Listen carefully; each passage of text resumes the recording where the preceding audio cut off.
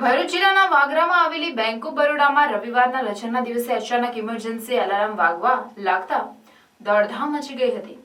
આ બાબતે વાગરા પોલીસને જાણ થતા બેંક કર્મીઓ સાથે બેંક ખોલી તપાસ કરતા કોઈ ક્ષતિના કારણે અલાર્મ વાગ્યું હોય તેવું જણાતા લોકોએ રાહતનો શ્વાસ લીધો હતો। વાગરામાં બેંક ઓફ બરોડા આવેલી છે। શનિવારે અને રવિવારની 2 દિવસની રજા હોય બેંક કર્મીઓ શુક્રવારની સાંજે બેંક બંધ કરીને ગયા ત્યારે રવિવારના રોજ અચાનક બેંકમાં રહેલી ઇમરજન્સી અલાર્મ રણકી ઉઠતા આસપાસના સ્થાનિકોને ત્યાંથી પસાર થતા લોકોમાં ભારે કુતૂહલ સર્જાયું હતું, જેથી સ્થાનિકોએ આ બાબતે વાગરા પોલીસ મથકમાં જાણ કરતા તાત્કાલિક પોલીસ સ્ટાફ પણ દોડી આવ્યો હતો।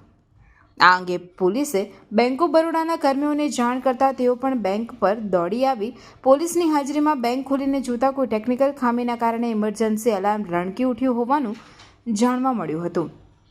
જો કે કોઈ ઘટના બની નહીં હોય, બેંક કર્મીઓ સહિત સ્થાનિકોએ રાહતનો શ્વાસ લીધો હતો।